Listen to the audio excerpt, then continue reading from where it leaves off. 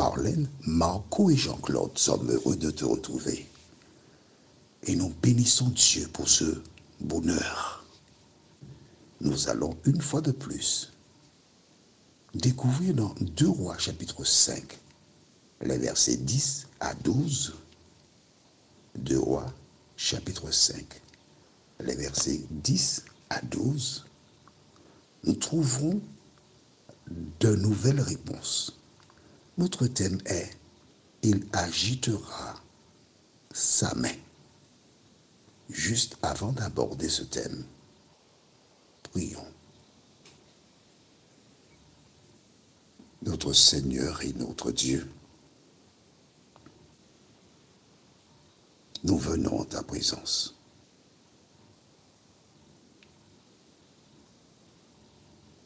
Afin de découvrir ce que tu as mis en réserve pour nous.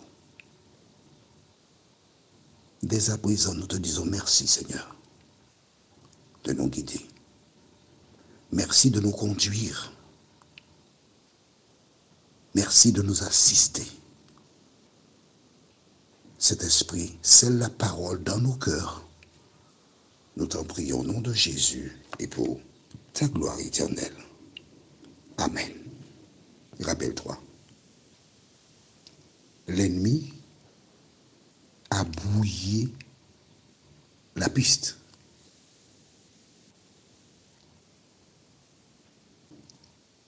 Pour celles et ceux qui nous retrouvent que maintenant, c'est l'histoire d'une petite fille qui a été kidnappée et transformée en esclave. Elle a moins de 12 ans dans la demeure de Naaman, le chef de l'armée syrienne. La Syrie domine les Israélites à cette époque. Le problème, c'est que Naaman, cet homme fort vaillant, il était lépreux. Et à l'époque, lorsqu'une personne avait la lèpre, elle devait laisser son domicile, marcher avec une petite clochette, et quand des gens approchaient, il fallait sonner impur, impur, impur, et les gens fuyaient parce que la lèpre est contagieuse. Cet homme aimait son épouse et il ne voulait pas la perdre. Il ne voulait pas non plus être transféré dans la vallée des lépreux, où ces derniers vivent dans des cavernes, on venait apporter à manger pour eux tous les jours, mais il était hors de question qu'ils laissent la caverne, sinon ils étaient lapidés, tués. Et une petite fille, donc, kidnappée, apporte cette nouvelle. Je voudrais m'arrêter ici et t'expliquer quelque chose. Le Dieu créateur, omniscient, savait que Naaman aurait eu la lèpre. Et ce Dieu voulait se révéler à Naaman et à sa famille et aux Syriens. Il a permis qu'une petite fille soit kidnappée. Mais une petite fille qui connaît Dieu. Une petite fille qui connaît la puissance de Dieu. De telle sorte qu'elle se trouvait chez Naaman. Et tout en étant une esclave, ayant perdu sa liberté, elle fit preuve de bonté, d'empathie à l'endroit de Naaman, celui qui organisa son kidnapping. Elle donne une nouvelle. Elle assure que le prophète qui est à Samarie peut guérir Naaman de la lèpre. Alors que les parents étaient désolés. Nous voyons comment Dieu a permis et il a utilisé cette petite fille pour élever Dieu. Permettre à ces personnes de savoir qu'il y a en Israël un prophète qui peut guérir de la lèpre. Tu comprends ça? Alors je voudrais te dire que si la petite fille, la petite fille a témoigné, c'est parce que ses parents lui avaient inculqué l'histoire du peuple. Elle savait que Dieu faisait des miracles à travers le prophète. Mais le diable le sait aussi. Alors qu'est-ce qu'il a fait? Il a utilisé donc le roi de Syrie, a fait que ce dernier fasse quoi? Envoie une lettre au roi d'Israël et il demande au roi, guéris-moi Naaman. C'est pas le roi, c'est le prophète qui est en Israël, à Samarie. Le roi, il fait une petite dépression, finalement, Élisée dit, envoie-le-moi. Et Naaman arrive devant le domicile de cet homme de Dieu, Élisée. Le char s'est arrêté, il est devant la porte, et que se passe-t-il? Nous lisons, versets 10 à 12. Élisée lui fit dire par un messager, va, et lave-toi 7 fois dans le Jourdain. Ta chair redeviendra saine, et tu seras pur. Naaman fut irrité, et il s'en alla, en disant, voici, je me disais, il sortira vers moi, il se présentera lui-même, il invoquera le nom de l'Éternel, son Dieu, il agitera sa main sur la place et guérira le lépreux. Les fleuves de Damas, l'Abana et le Parpar ne valent-ils pas mieux que toutes les eaux d'Israël? Ne pourrais-je pas m'y laver? Et il s'en allait. Retournait et partait avec fureur. On s'arrête ici. Que se passe-t-il? Voici Naaman qui est devant la maison d'Élisée. La porte s'ouvre. Il pousse un soupir. Ah, je suis à quelques minutes de la guérison. Intérieurement, il fait monter une prière vers son Dieu ou un Dieu quelconque pour dire merci pour la guérison. Enfin, je pourrai rentrer chez moi, retrouver mon épouse. Ah, il faut un serviteur. Bonjour, monsieur.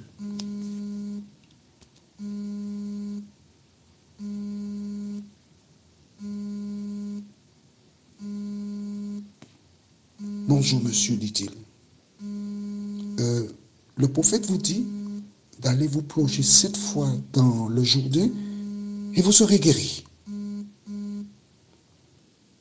Pardon? Le prophète vous a dit d'aller vous plonger 7 fois dans le Jourdain et vous serez guéri. Comment? Il ne vient pas. Il vous a envoyé. Mais de qui se moque-t-on ici? De qui se moque-t-on ici? La Bible te dit que Naaman entra dans une colère vive. Il a commencé à comparer les rivières qui se trouvent chez lui, dans son pays, avec cette rivière du Jourdain. Cette rivière du Jourdain, tu sais ce que c'est? Une rivière sale, boureuse, qui dégage une odeur nauséabonde. Et tandis qu'il venait au domicile d'Élisée, l'odeur montait en narine. Et il lui dit, va te plonger 7 fois dans le Jourdain. Et il se moque de moi. Mais attends. Et les serviteurs écoutent. Moi, je pensais qu'il serait venu. Il aurait... Qu'est-ce qu'il aurait fait? On va lire. Naaman fut irrité et il s'en alla en disant, voici, je me disais, il sortira vers moi. Moi, Naaman, le chef de l'armée de Syrie, il viendrait lui-même. Au lieu de ça, il m'envoie un serviteur. C'est se moquer de moi. Numéro 1. Deuxièmement, il invoquera le nom de l'Éternel, son Dieu. Troisièmement, il agitera sa main sur la place et guérira le lépreux. Pour lui, c'est comme cela qu'il fallait faire pour être guéri. Beaucoup de personnes veulent venir à Jésus et pensent que pour venir à Jésus, je vais faire comme ci, comme ça. Elles imposent leur perception, elles imposent leur vision, leur marche à suivre, c'est comme ça et pas autrement. Alors, pourquoi tu as été? Ça me fait penser un jour, une dame, elle entendait des bruits à son domicile. Elle me demanda si je pouvais venir. Nous avons échangé pour savoir ce qu'elle avait chez elle, parce que si tu as été voir des gens qui te donnent des choses pour protéger la maison, il faut enlever tout ça. Et elle m'a dit, d'accord, je vais faire ça. Elle a enlevé toutes les choses. Elle dit, tu es sûr que tu n'as rien? Non, j'ai rien. D'accord. Nous avons pris la Bible et m'appuyant sur 1 Jean 3, verset 22, la Bible déclare, « Quoi que ce soit que nous demandions, nous le recevons de lui, parce que nous gardons ses commandements et que nous faisons ce qui lui est agréable. » Je lui ai dit, est-ce que tu crois en cela? Elle m'a dit, oui. Nous allons prier. Et j'ai prié avec elle dans le séjour. Quand j'ai fini, elle a dit, amen. Bon, viens avec moi. Viens dans la chambre. Viens dans la chambre, oui. J'ai prié aussi pour moi dans la chambre. Il dit, ah d'accord. Et après, on va prier dans la cuisine. Et après, on va aller dans les toilettes. Après, on va aller dans le WC. Tu vas prier pour moi. Je dis, non, non, non, non, c'est bon. C'est bon. Une prière, c'est largement suffisant pour l'ensemble de la maison. Mais dans sa tête, elle voulait que je prie dans une maison où il y avait 3 chambres. Donc 3 chambres, 3 prières, un séjour, une cuisine, une salle d'eau, un WC. C'est pas comme ça que ça fonctionne. Ce n'est pas comme ça que ça fonctionne. Mais lui, Naaman, il voulait que les choses se passent ainsi. Il est arrivé devant la maison d'Élisée. Élisée lui donne son ordonnance. Il refuse l'ordonnance. Et il décide de partir.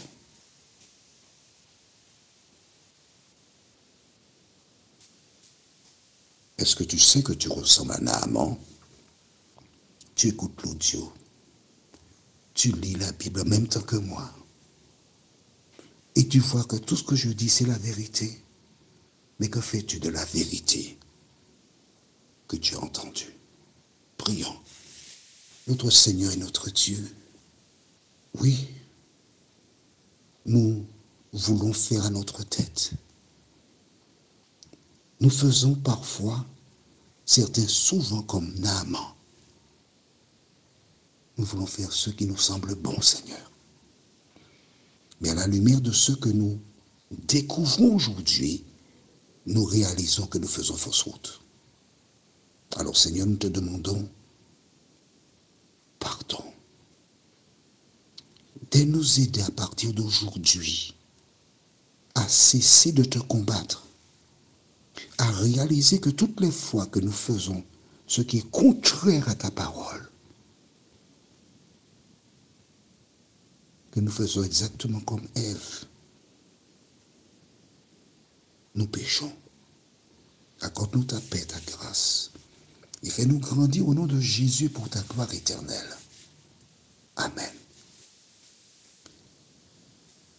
Le thème sera 7 fois et la référence sera 2 Rois 5, versets 13 et 14. 2 Rois 5, les versets 13 et 14.